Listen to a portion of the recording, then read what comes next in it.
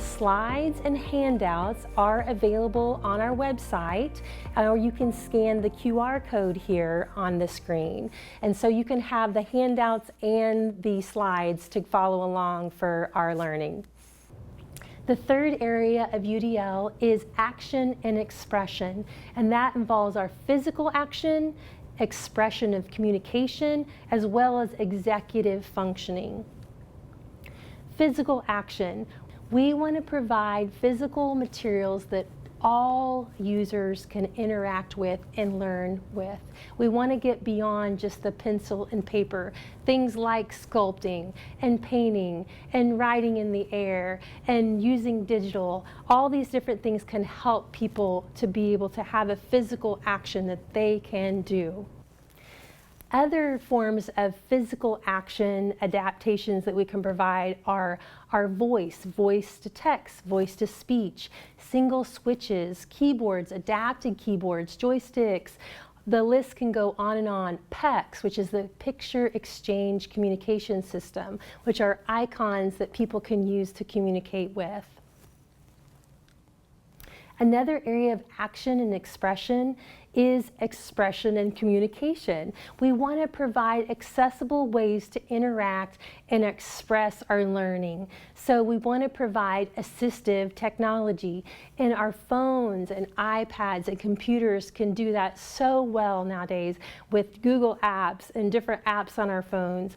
We can do things like skits and songs. Who doesn't love a great skit and song, and how wonderful that is to help us to be able to remember and to be able to participate in learning. Stop motion video. Wouldn't it be wonderful to call on someone in your congregation that loves to do videoing to provide a stop motion video to illustrate a lesson that day at church?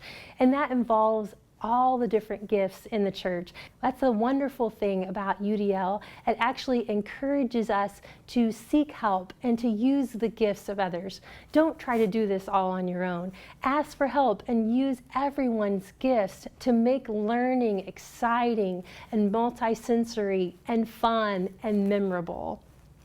We can also use things like poetry and artwork, podcasts, video interviews, photography. Wouldn't it be wonderful to have a photography display out in the foyer when people came in to illustrate a theme for the day like resurrection? We can even do fun things like Lego builds. Our class that we teach at church on Wednesday nights loves Lego builds, and we have every year kids of all abilities. We have kids that are gifted, we have kids that are typical, and we have kids with disabilities and special needs.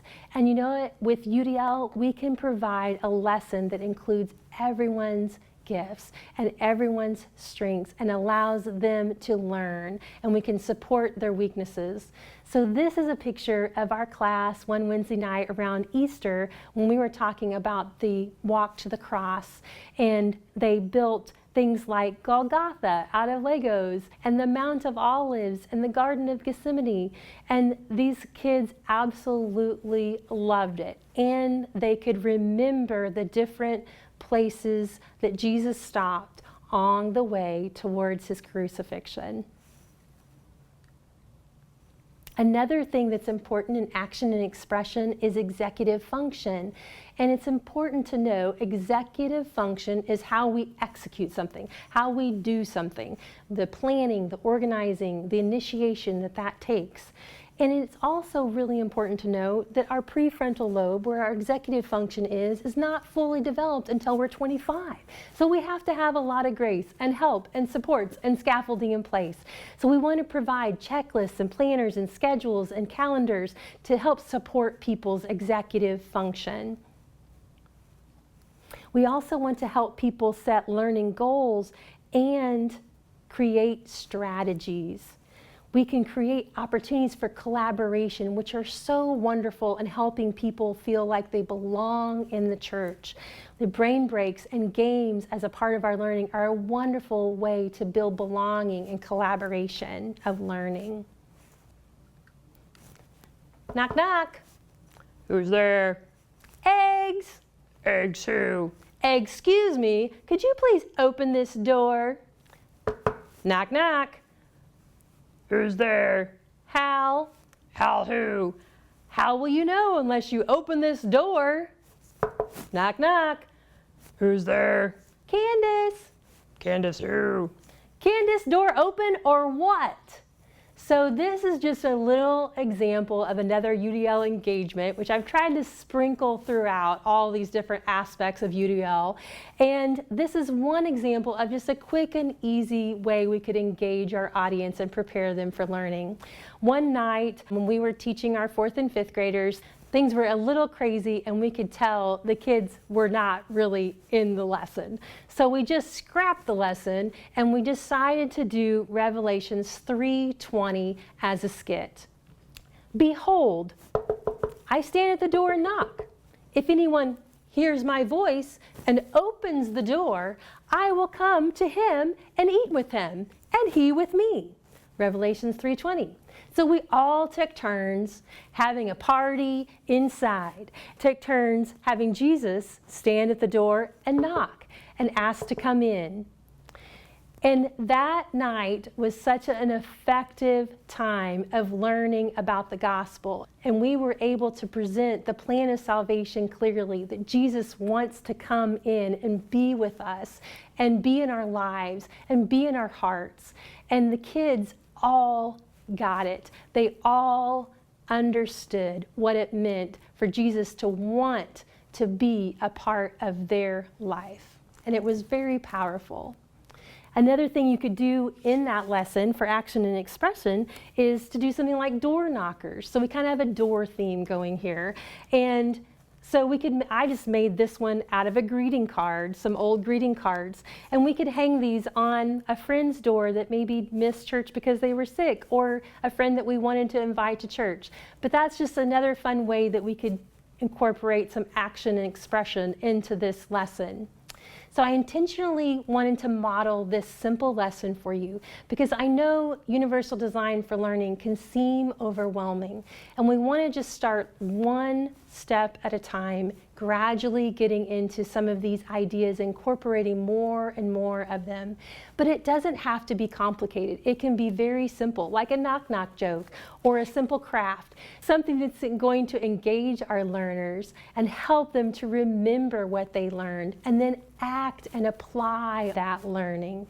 So it really doesn't have to be complicated or hard. And I really encourage you to involve all the different people in your church.